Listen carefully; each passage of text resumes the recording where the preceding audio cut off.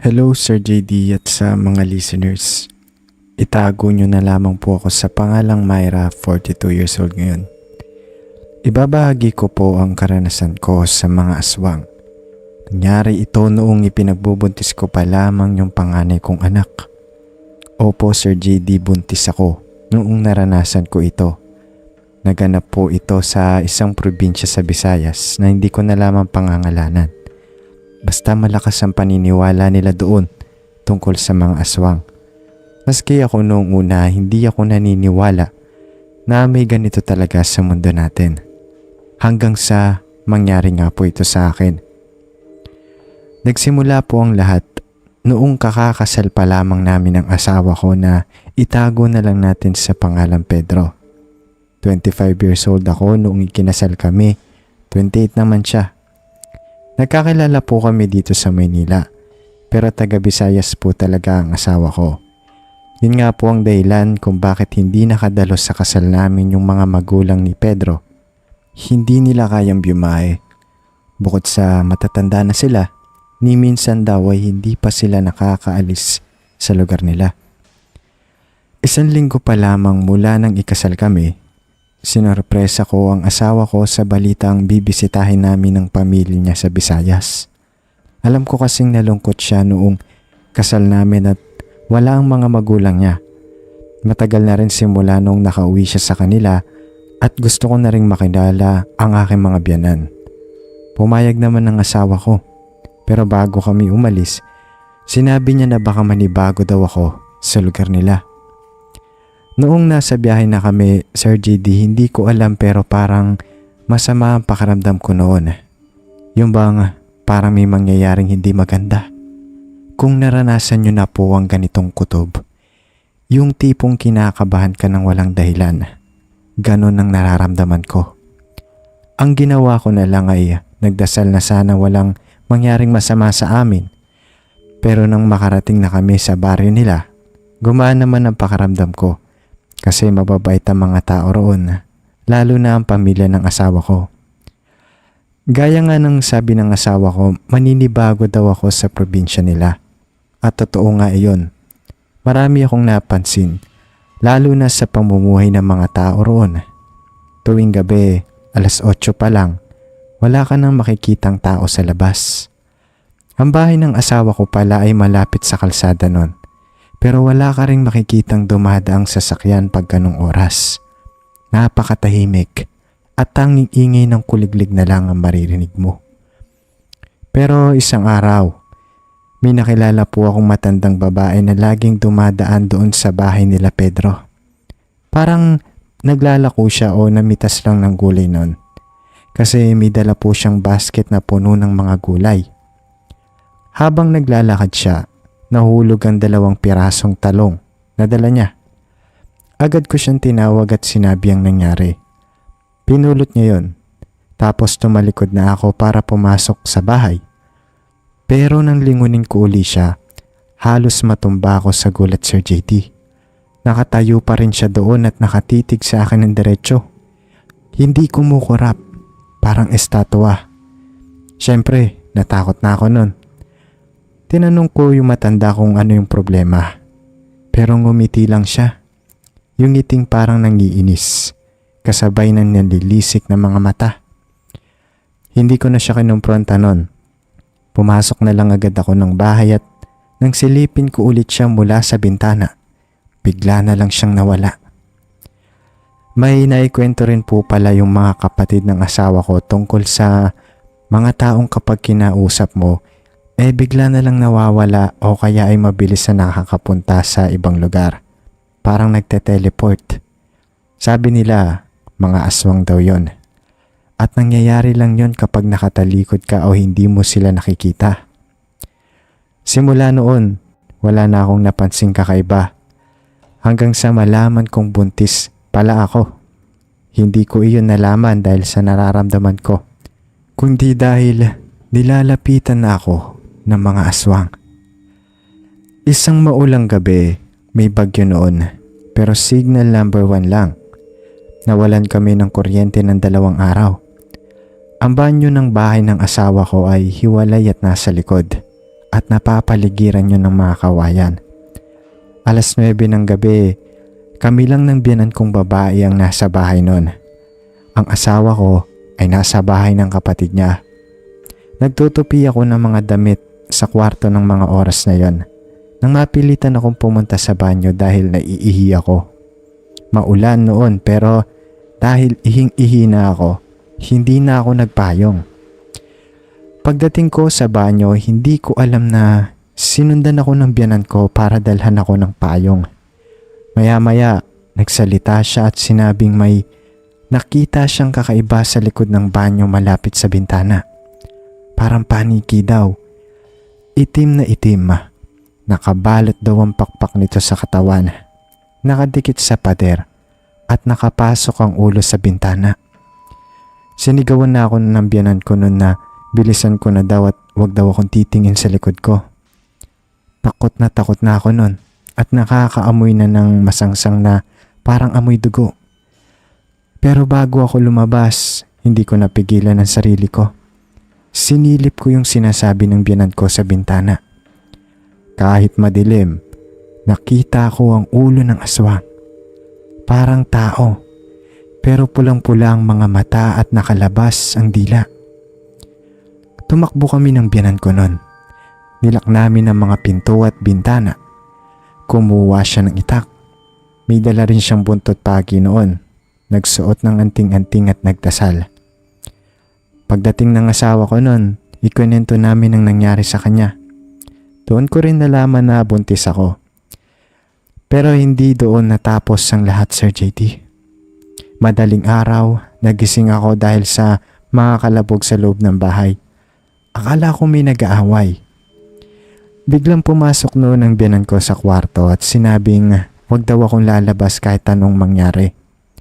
Naririnig ko ang asawa ko at biyanan kong babae na sumisigaw at nagmumumura sa labas na parang may pinapalayas sila. Alam kong hindi ordinaryong tao yung kaaway nila. Sigurado akong aswang. Maya-maya pumasok ang biyanan ko at sinabing ligtas na kami.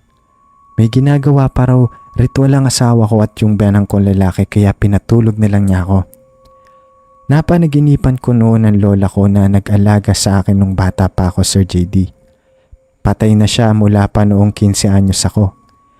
Kinausap niya ako noon sa panaginip at tinanong kung mahal ko siya. Sinagot ko siya ng oo. Sabi niya kung mahal ko siya, aalis na ako sa lugar na yon bukas na bukas din. Kaya kinabukasan, nag-impake na kami at bumalik na ng Maynila, Sir JD. Napaaga ang alis namin kahit dapat ay 2 linggo pa kami doon. Sa ngayon, 17 years old na ang anak ko. Ang ipinagbubuntis ko noong nangyari ang lahat ng ito. Maraming salamat, Sir JD, kung mabasa mo ito. More power sa inyong channel at God bless po. Isang mapagpalang araw po sa inyo, Sir JD, at sa lahat ng inyong tagapakinig na patuloy na sumusubaybay at nakikinig ng mga kwentong katulad ng akin. Sa totoo lang, ilang beses ko munang pinag-isipan kung itutuloy ko ba talaga ang pagsusulat ng liham na ito. Hindi dahil gusto kong makalimot, kundi dahil sa takot na baka muli kong maramdaman ng sakit at kilabot ng mga nangyari.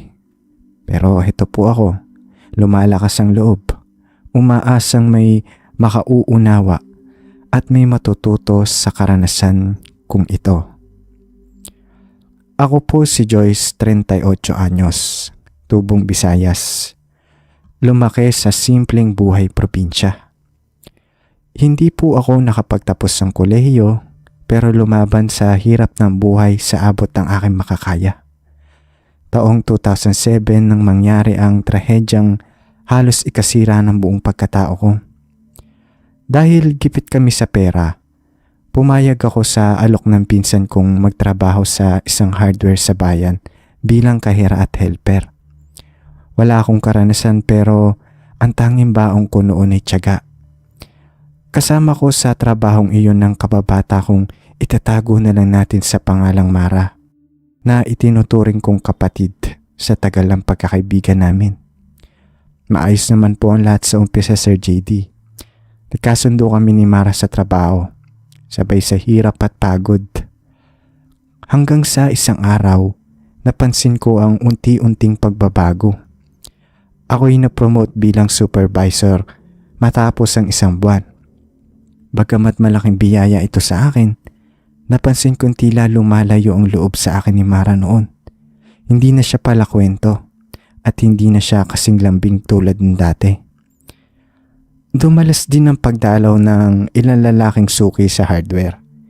Mga trabahador po sila sa kalapit na construction site. Ang isa sa kanila ang naging malapit kay Mara na itago na lang natin sa pangalang Emilio. Nakikita ko noon kung paano nabubuhayan si Mara tuwing naroon si Emilio.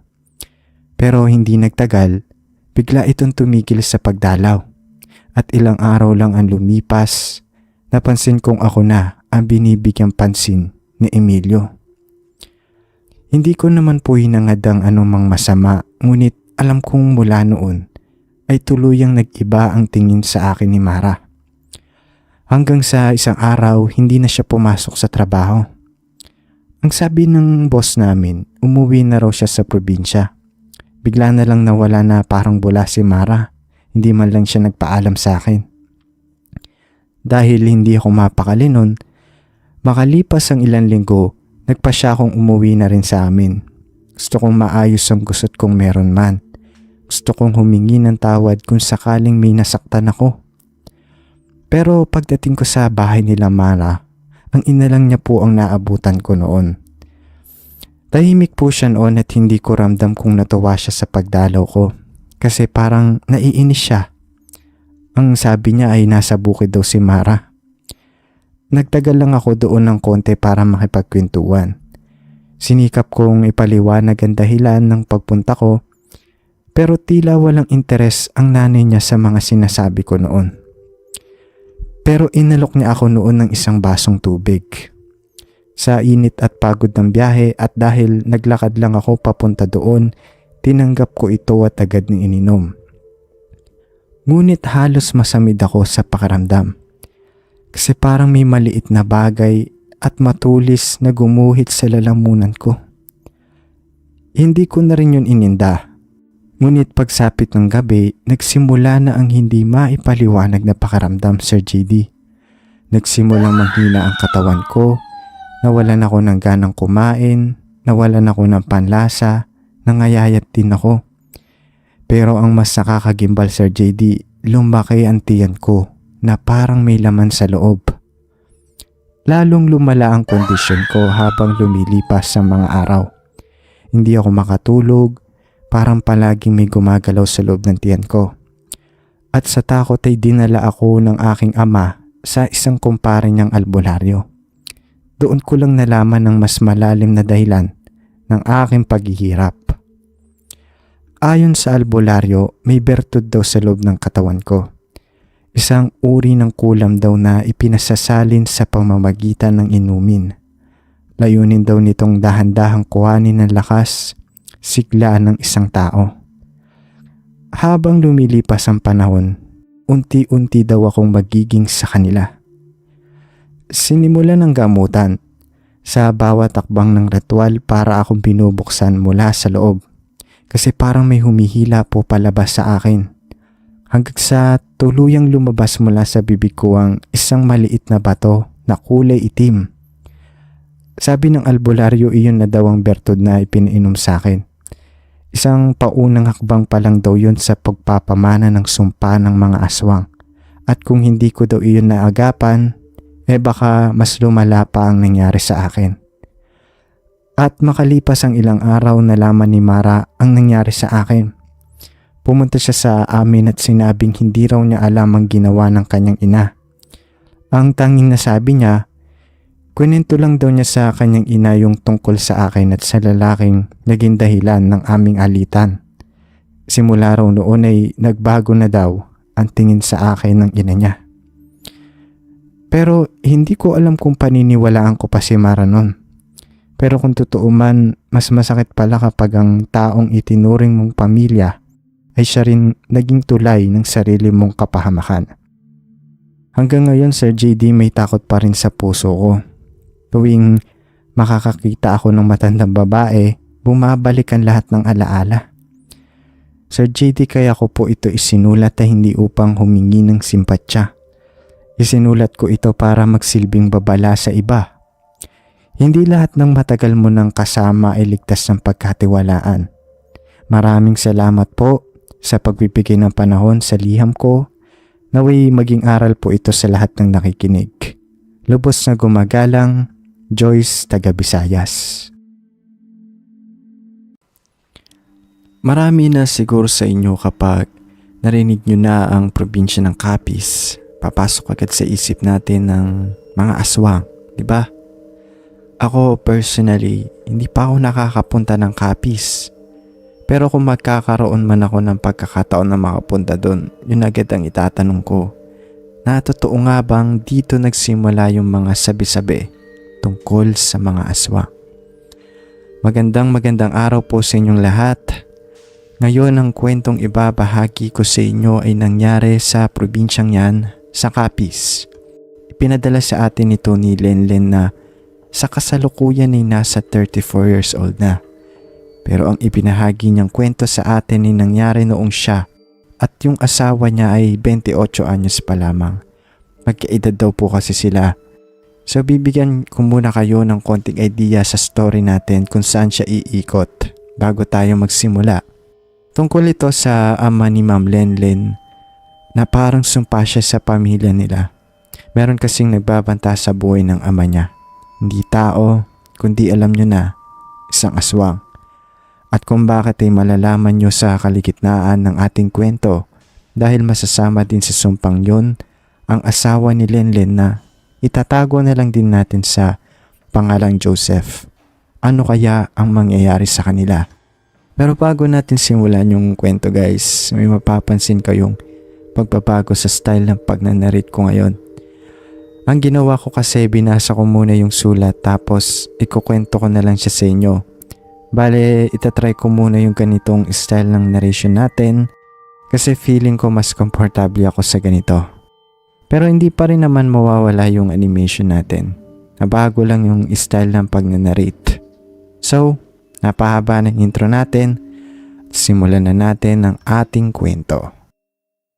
Si Lenlen, yung ating letter sender, ay nakatira sa Capiz simula pagkabata. Hanggang sa tumuntong siya sa edad na 19 anyos. Doon na siya nakipagsapalaran sa Maynila. Dito na niya nakilala yung nobyo niya na si Joseph. Hindi niya totoong pangalan. So si Joseph naman ay nakatira sa Maynila. And then nag-live-in sila at noong 6 na taon na sila magkasintahan, sinama ni Lenlen si Joseph sa Capiz para bisitahin yung pamilya niya doon. Bale kasi parang ipapakilala niya din ito sa magulang niya kasi balak na nilang magpakasal noon pero hindi pa matuloy-tuloy kasi hindi pa sapat yung naipon nila. So si Joseph may alam na rin sa mga paniniwala sa probinsya na kinalakhan ng kanyang asawa. Yung tungkol nga sa mga aswang. Sabi niya noon kay Lenlen habang papunta na sila ng Capiz, hindi daw siya natatakot kung totoo man ang mga kasabihan. Pero bago pa man sila pumunta noong araw na yon, marami na daw na ituro si Lenlen sa asawa niya kung paano makakaiwas sa mga ito, tulad ng mga pangontra at kung ano ang mga kahinaan nila. Bali parang sinanay niya yung asawa niya kasi alam niya balang araw ay bibisita sila doon. Aminado naman si Lenlen noong bata pa lamang siya. Marami na daw siyang naririnig patungkol sa mga aswang. Pero mismo siya hindi pa nakaranas o nakakita ng mga ito. Puwera noong siya ay 9 na taong gulang pa lamang, nakakita daw siya noon ng isang aso na nag-anyong tao. Pero tinatak niya noon sa sarili niya na guni-guni lang niya yun. Pero ang talagang nagpaniwala sa kanya na totoong may mga ganitong nilalang at dapat na mag-ingat ay noong naikwento sa kanya ng lola niya ang mga karanasan nito noong dalaga pa lang daw ito. Kumbaga, yung lolo at lola niya ang naniniwala at sila din ang nagturo sa kanya kung paano maiiwasan ang mga nilalang na ito. So balik na tayo sa pagdating nila Lenlen at Joseph ng Capiz. Naging maayos naman ang pagdating nila doon. Pero maraming nagbago kasi halos 10 taon simula nang umalis si Lenlen sa probinsya nila. Pero isang araw magigimbal si Lenlen sa balitang pinahatid sa kanya ng ina niya tungkol ito sa ama niya. Napansin kasi ni Lenlen noon na parang may iniiwasan yung tatay niya pag uwi nito. Hindi na rin daw ito lumalabas ng bahay at palagi may bumibisita sa kanila noon na alam niya yung mga yon ay mga albularyo. Dahil nga kadadating lang nila sa Capiz, hindi muna sinabi sa kanya ng pamilya niya ang problemang kinakaharap nila. Hanggang sa 3 araw ang lumipas, nakahanap na ng pagkakataon yung ina niya na ilahad-lahat kay Lenlen ang nangyari. 2 taon na daw ang lumipas nang mangyari ang lahat. Yung isa sa mga kumpare ng ama niya na ang tawag sa kanila ay Mang Eno ay nakaaway daw yung isa sa mga kababaryo nila na naging kapitbahay niya sa isang palayan kung nasaan yung parang farm niya, kung saan may mga alaga siyang kalabaw, manok, mga ganyan. Tsaka may mga taniman din daw ito na siya namang kanyang ikinabubuhay. Ang naging away nila ay isang araw nagkasakit daw yung mga alagang baboy ni Mang Eno at nadamay na din yung 2 kalabaw na alaga niya dahil daw sa isang usok na naaamoy niya na i-describe niya na parang amoy daw ng langis ng ngungot. Kada hapon daw niya napapansin yung amoy na yon kapag magdidilim na at nagtataka siya bakit napakabagsik ng amoy nun kasi nasa palayan siya kung saan malawak at mahangin. At kahit daw siya ay hindi na komportable sa amoy na yon. At alam niya nang dahil doon sa amoy na yon, kaya nagkasakit yung mga alaga niya. At alam din niya na nanggagaling yung amoy sa kalapitbahay niyang bahay na ang nagmamay-ari ay si Aling Gina at ang nag-iisang anak nito na si Lenny. So kinumpronta niya noon ang mag-ina tungkol sa usok na siya namang itinanggi ng mag-ina na wala naman daw silang pinapausukan at doon na din nagsimula na mamatay isa-isa yung mga alagang hayop ni Mang Eno na tingin niya noon ay ginagantihan siya ng mag-ina. Dito napapasok yung ama ni Lenlen kasi isang araw nagtipon yung 5 mga itinuturing na kumpare ni Mang Eno at isa na nga doon ng ama ni Lenlen. Ang ginawa daw nila, nagbantay sila sa kung sino ang salarin sa mga pagpatay ng mga hayop niya sa palayan. Bale nagbitag daw sila noon ng ilang manok. Hanggang sa isang araw nang madiskubre nila na hindi tao ang gumagawa ng mga pagpatay, kundi isang aswang. Nang mahuli daw nila ito ay hinabol daw nila ito sa gubat. Pero sa sobrang lakas at bilis nitong kumilos ay hindi nila ito nahabol. Pero bago pa daw ito makatakas ay natamaan daw nila ito ng pana. At nakakasigurado silang napatay nila ang aswang noong araw na yon kasi simula noon bumalik na sa normal yung farm ni Mang Eno. Pero ang hindi nila alam ng mga araw na yon ay nagluluksa si Aling Gina, yung kapitbahay ni Mang Eno. Kasi pumanaw daw ang anak nitong si Lenny. Simula daw noon ay nakaranas sila ng hindi pangkaraniwan na para bang may laging gustong pumatay sa kanila. Yung parang laging may sumusunod sa kanila. Hanggang sa isang araw, pumanaw yung isa sa mga kumpare ni Mang Eno na kasama niya noong napatay nila ang aswang. Wala naman daw itong sakit noon. At ang ipinagtataka nila ay bigla na lang daw itong nanghina isang araw at doon nga ay binawian ito ng buhay. Kasunod noon, hindi pa man sila nakaka-move on sa nangyari, nawala na lang din isang araw yung isa pa nilang kumpare. At 1 buwan lang din na lumipas pagkawala din ang nangyari sa isa pa nilang kasamahan. Bale, 2 na lang silang natitira noon, si Mang Eno at yung ama ni Lenlen. Dahil nga doon ay kinutuban sila na binabalikan sila ng mga aswang at hindi maglalaon ay baka mangyari sa kanila ang nangyari sa mga kasamahan nila. Kaya dito na sila dumulog sa isang albularyo. Matapos daw silang tulungan ng albularyo ay nawala yung takot nila kasi hindi na nila nararamdaman na parang nasa panganib sila. Alam nila na tumalab yung ginawa ng albularyo. Pero hindi pa dyan nagtatapos ang lahat. Kasi ang kwento natin ay patungkol sa asawa ni Lenlen na si Joseph. Ilang araw lang ang lumipas noon. Bali wala pa nga silang 1 buwan sa kapis ay bigla daw nawala si Joseph.